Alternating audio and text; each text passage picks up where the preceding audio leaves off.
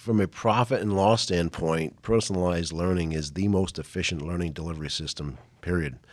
There is, at the end of the day, if you would get to the ideal situation is there's no inefficiency. I'm only going to train and educate people for what they don't already know. It's that simple. It's respectful of time. There's a significant time savings. And so outside of that, if you want to not look at from an ROI standpoint, you're looking at just going back to the human beings. We're showing respect to these individuals by not wasting their time. Welcome to Second Opinions, a HealthStream podcast. I'm your host, Brad Weeks. Join me as I talk to some of the preeminent thought leaders and experts working in healthcare today. In these candid interviews, we're going to hear some alternative views. We're definitely going to challenge conventional wisdom, and we're going to get a little personal. But we are looking for second opinions. Join us.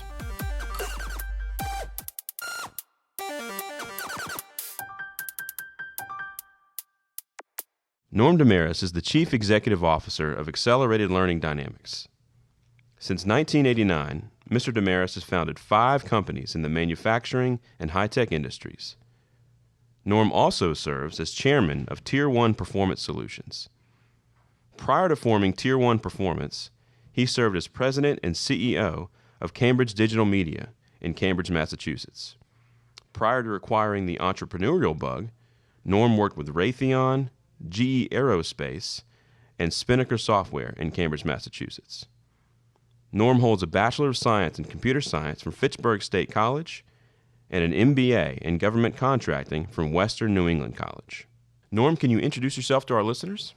Thanks, Brad, and it's great to be here. And in addition to the background you just read, I'm also involved with education throughout the state of Kentucky and also serve on the Northern Kentucky University's Board of Regents. Education has become an extremely critical part of all that we do at Tier 1 and XLD. Our ultimate goal is to help workforces develop and perform at their absolute very best, both at an individual level as well as an organizational level. Tell us more about Xcelerated Learning Dynamics, or XLD, as a company. So Tier 1 Performance Solutions is the primary company we formed back in 2001, and Tier 1 has done a tremendous amount in and around human performance across multiple industries and of course, in healthcare. About 8 years into Tier 1, we developed some tremendous technology and intellectual property around personalized learning. We decided to launch Xcelerated Learning Dynamics to focus exclusively in that space in healthcare. What about learning and organizational change and just even human performance in general? What drives you? What are you passionate about? Well, human performance has always been just fascinating to me. I was always interested in how can we use technology to improve human performance and finding ways to apply technologies for that improvement in human performance. What happened along the way, though, was I was then introduced to things such as the neuroscience, adult learning theories, and more of the behavioral side of learning. We're trying to get people to perform so they're engaged and they're fulfilled, and it impacts their lives. And today, we are extremely focused on how do we impact the lives of our people? How do we impact the lives of our customers? How do we impact the lives of our communities? And we believe strongly that performance, education, motivation, things of that nature, not only will improve a human being within the 4 walls of an organization, but outside to their communities and things that will pass on to generations to come. We are committed to anything we can do to help with human performance, whether it be education, training, or other things. So that's where our passion comes from. How has that concept of accelerated learning evolved over the past few years? Accelerated learning is something also known as personalized learning. And the idea behind this was individuals, we all have different experiences and we all come to the table with different backgrounds and knowledge and skills. So the idea behind it is, why should everyone receive the same exact education and training? It's grossly inefficient. It's not very good for the user. It's time wasting. So we have been doing some studies with the Air Force Research Laboratories starting about a decade ago now and doing time studies and studies on personalization of learning. And so ultimately, you've got to assess an individual and find out where their current state is and then provide them only with the knowledge and information that they need in order to get to a performance level. So we've been researching this for years. We've done several studies, also in time studies and decay rate studies, and have basically proven that we can provide individuals with just the information they need, and they will still retain that information months and days and years later. Certainly, those listening are within organizations that are undergoing massive changes every day, regardless of the industry, particularly in healthcare. So how have you seen personalized learning shape organizational change? What we found in all industries today, not just healthcare, but across all sectors, the change is occurring so quickly in every aspect that time is critically important. So the personalization of learning really is the respect of an individual's time.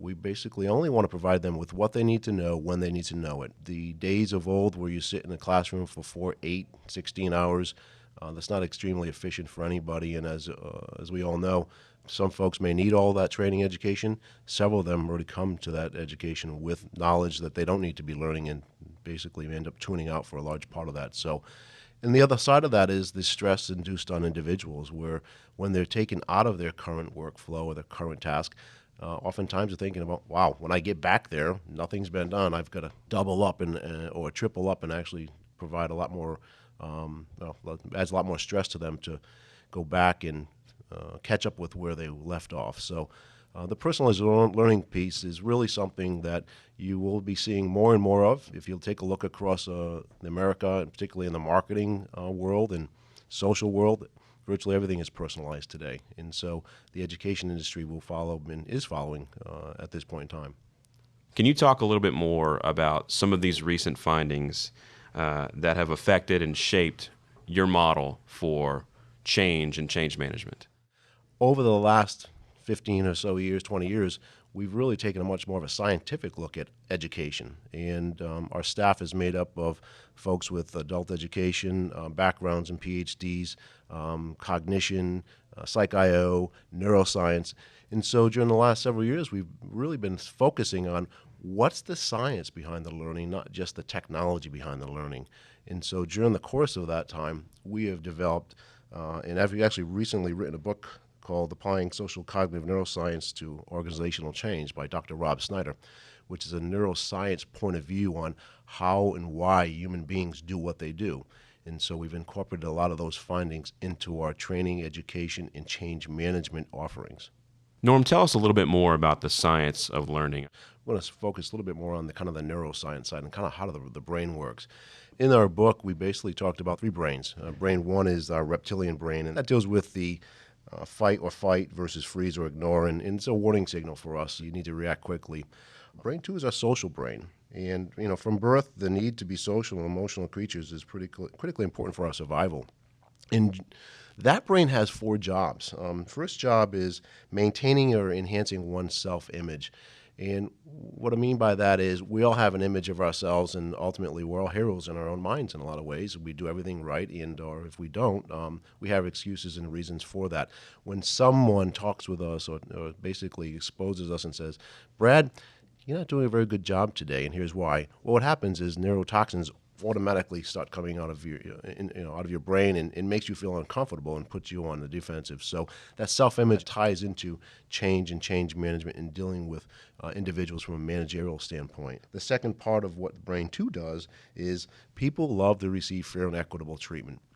And so when we're in a social environment, or actually every day in the office, at the water cooler, or when you're in an airport, what are you typically hearing people talking about? And that is someone's being treated unfairly, whether it be positively, could be the boss's favorite, or negatively, in this case, potentially even in the environment of a hospital or a physician's practice. That's naturally wired in our brains, that whole empathy side of things.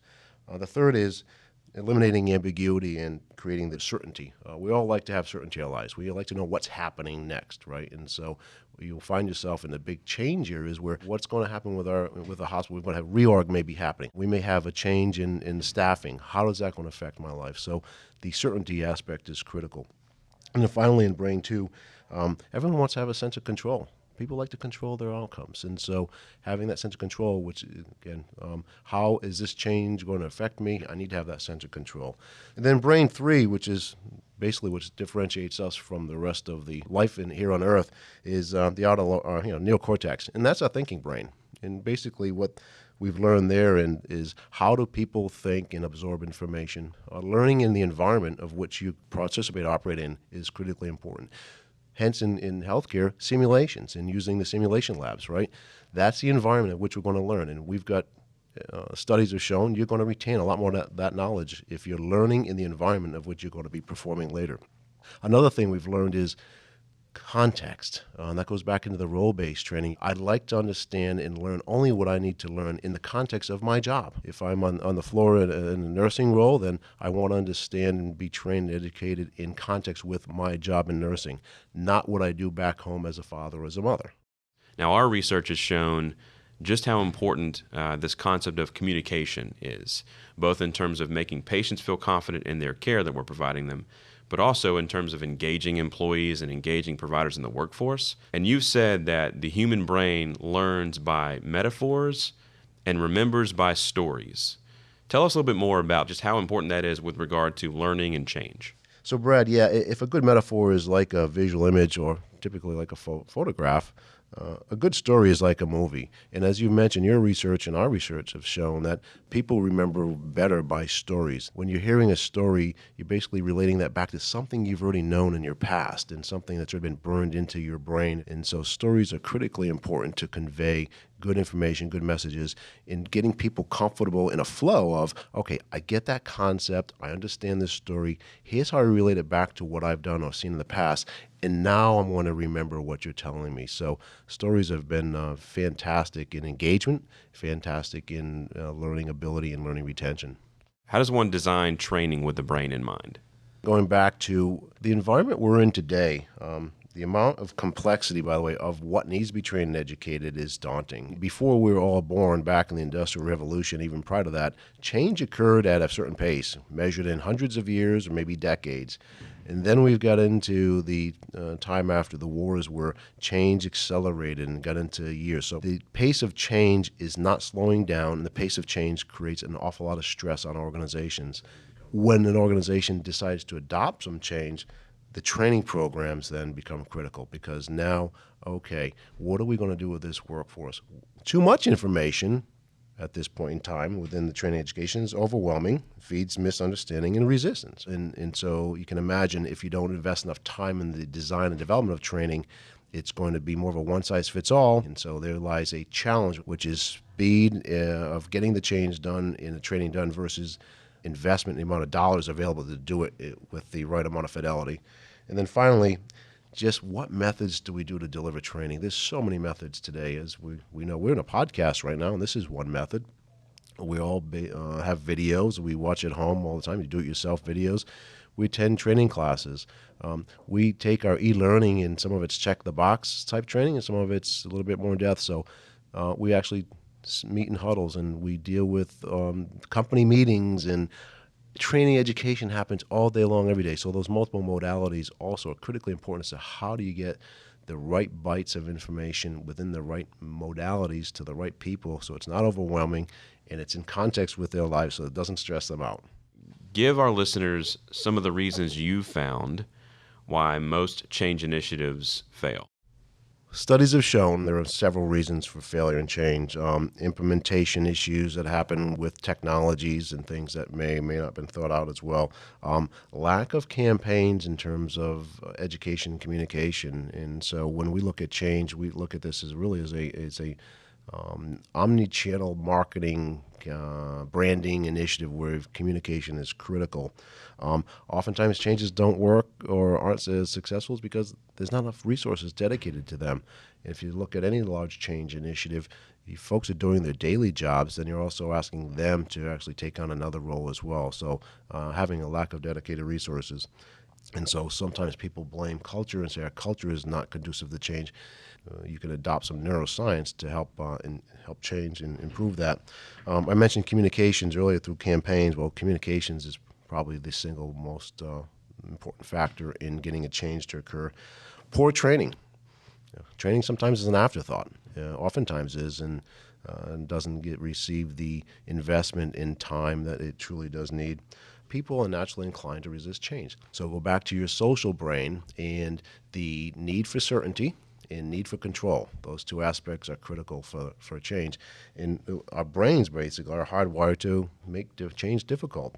So not only do our brains protect our circuits, actually defend against changing patterns. So when a change occurs, a new processes, new communications, new roles, what have you, our brain is basically fighting against that. We've got hardwired neural connections and noxious chemicals punishing us for trying to change our hardwired connections. It's not that they don't think it's a good idea, it's just they're fighting with their hardwired circuits that saying, okay, no, I don't want to work that hard today.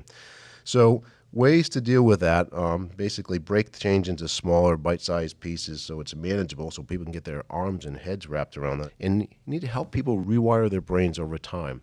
So again, smaller pieces of that change. So basically taking a very large change initiative, breaking it into smaller pieces, in providing it to our staff in manageable chunks so it's not overwhelming to them, okay? And just recognizing the fact that these folks are not necessarily bad people because you think they don't want to change or they can't change. They've got to deal with the hardwired brain patterns that they've learned for dozens and dozens of years, and over time you need to help them reconnect those patterns so the change occurs. And it always does. It just takes a little bit of time. So I think an organization can do a better job with their communications and the people side of change, because it is critically important.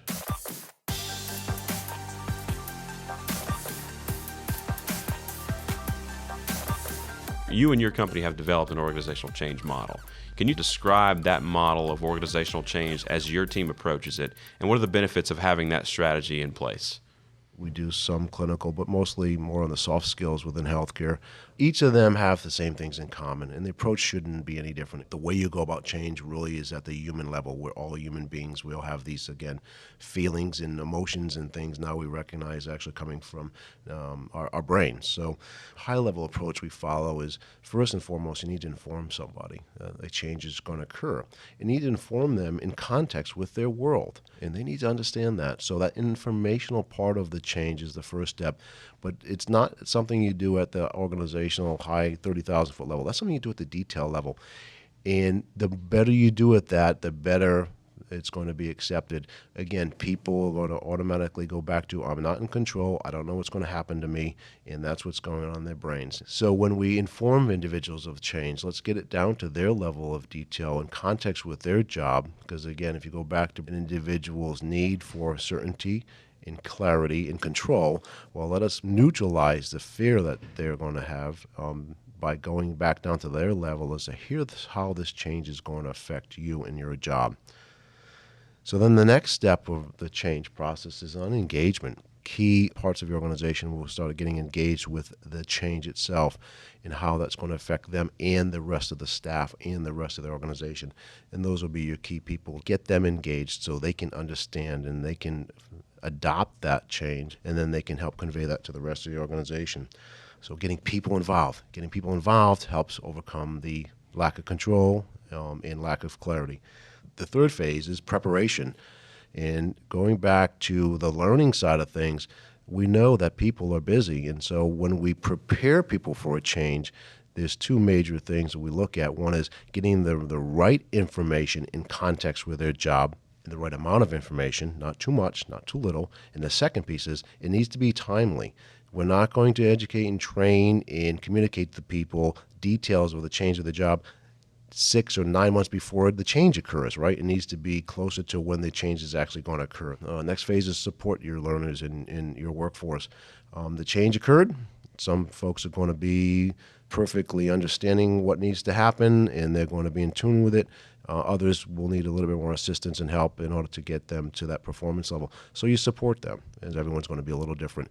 As we mentioned, going back to their preparedness, their ability to rewire their brains, their ability to adopt and accept this change. How do you help an organization sustain that change? Just because you roll out an initiative, and just because people have changed to some extent doesn't mean they're going to stay that way. Norm, I think that patient experience performance, as measured by CAP surveys or other instruments, it's not linear. It's often varied. And the final phase of change that you discussed is sustaining the change. I think a lot of our listeners are probably struggling with that phase, and I would argue that may be the most difficult phase of them all. Do you agree with that? Yeah, we've seen that across many of our customers as well.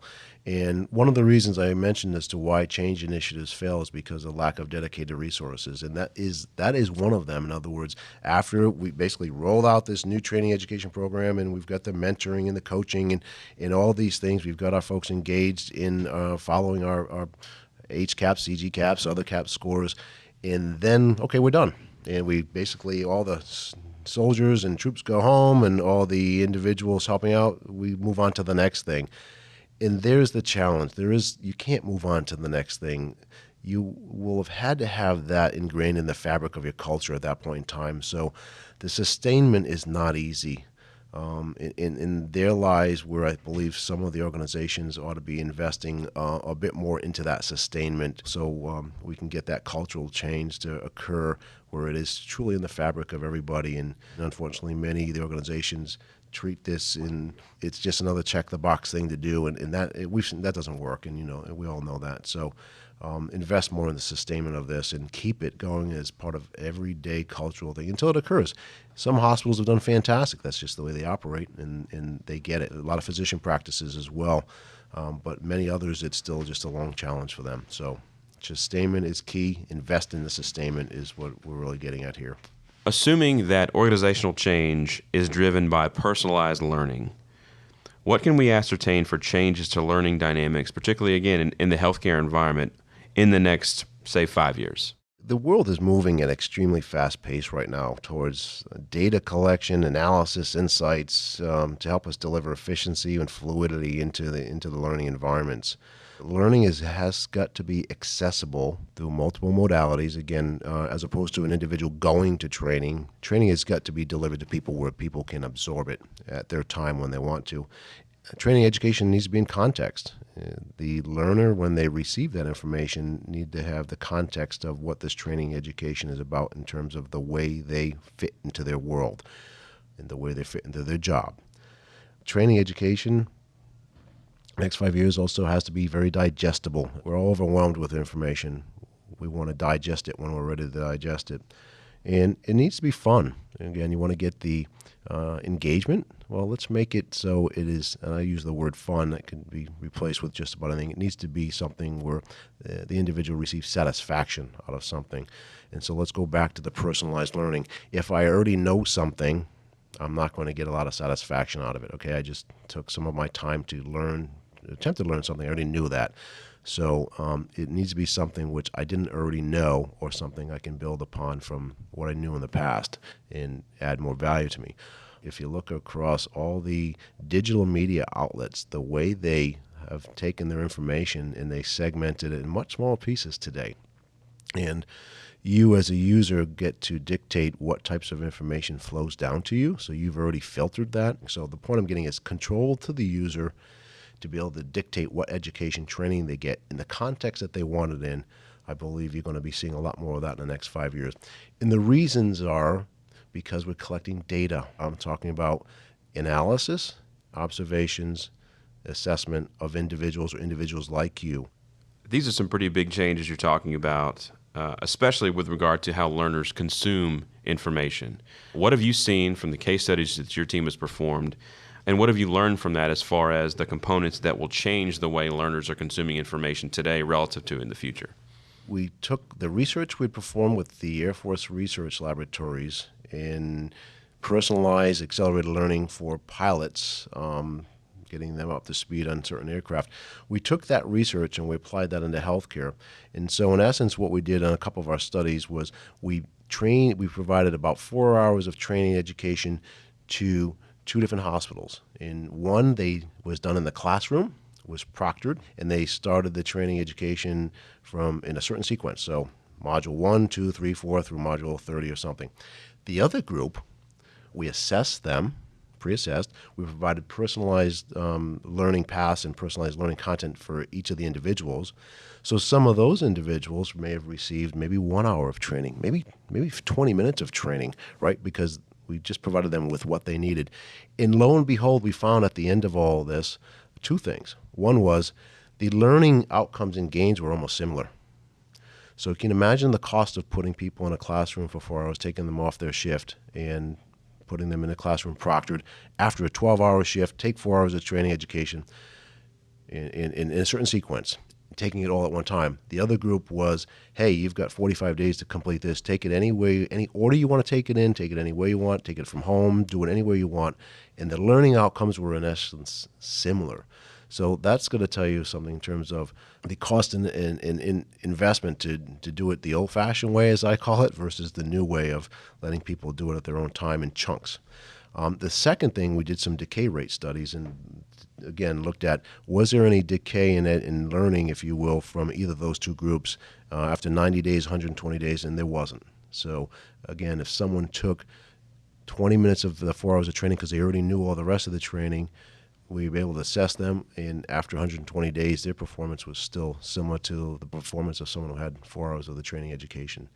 We found that folks really liked that whole notion of not taking training they don't have to take, because it showed a respect to them, particularly our nurses who've got a lot of experience. So they really enjoyed that. Ironically, some of them thought that they should have accelerated out of even more content than they did.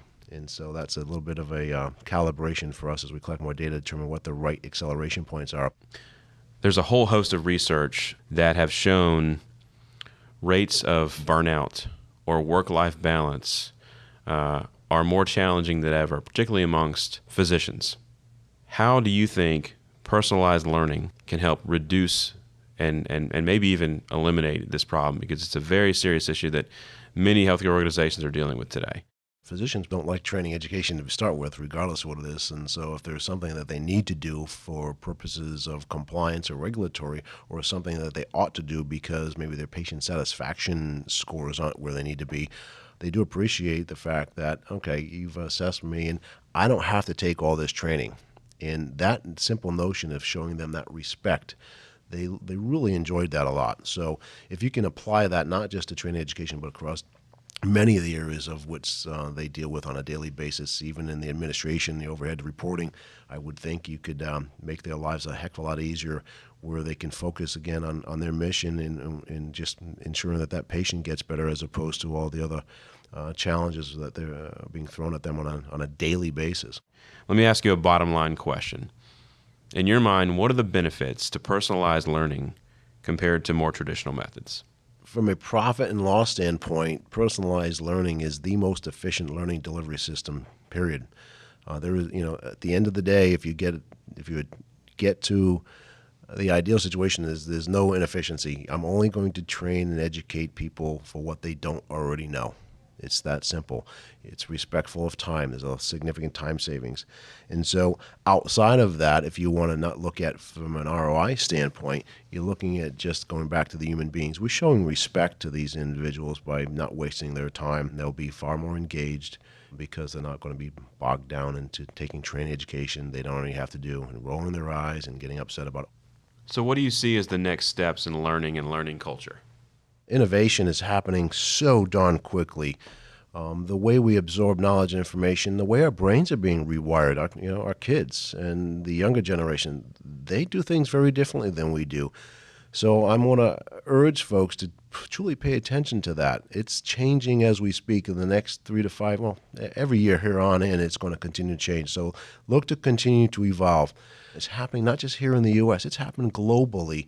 And so whereas there used to be large-scale change over years and decades, now change is incremental, and it's so fast. And organizations need to adopt that culture.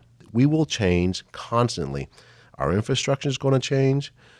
Our people are going to change. The value we provide to the world is going to change. So adopt that change as part of what you do. So then how does that work its way into the training education? Training education needs to be extremely fluid. Training education needs to come to the individuals when the individuals need it, not when an organization determines this is the time we have to provide training education. Individuals today are naturally curious and will naturally seek out education. Individuals today want lifelong learning. They're doing it every day. And you're seeing it in the social world, whether it be Facebook or others, Twitter. They're learning constantly, and learning is no longer a single event. Learning is continuous. It's incremental. Just like the change going on in the world today, it's constant. It's in smaller chunks. So adopt those, and don't be afraid of any of that. The whole point, in my opinion, is simply this: put it in context, get it to the learner, so that when they want it in their context, and I think that's just going to be a big key for everyone's success. Norm, do you have any final thoughts you want to share with our listeners? Our industry has undergone tremendous change in the last 4 or 5 years due to the Affordable Care Act. And as you can imagine, that is just one massive change management initiative for all of us. And now with the new administration, things are up in the air. And so I'm going to go back to levels of going back to brain 2. We're not controlling our destiny because we don't know what our destiny is just yet. So that's the cause for a lot of issues for everybody throughout the entire healthcare industry. And I expect that the dust is not cleared yet and will not clear for a while. So my thinking is for this industry is we continue doing the good work that we do for patient care. We continue doing the things that are important for individuals from patient care, for dignity, of being treated fairly. Those things are not going to change regardless of what administration is in and what have you. And we should continue to find ways to innovate and drive more quality for our patients. It's critically important for our country. We're spending an awful lot of money, of our large percentage of our gross domestic product on healthcare. Let us continue to find ways to innovate and improve such that someday healthcare is something that it's an easy thing to deliver, if you will, without our political environments modifying the world we live in and imposing rules, regulations, and things that impede our ability to care for our patients. So I'm suggesting we need to recognize that is going to continue on. It is stressful. However, we ought to embrace that and do the best we can to deliver quality to our families, friends, mothers, fathers, children, and loved ones. Thank you for listening. You can learn more about what we've talked about today by visiting our website at healthstream.com/podcast. For more second opinions, follow us on Facebook and Twitter, or subscribe on our website.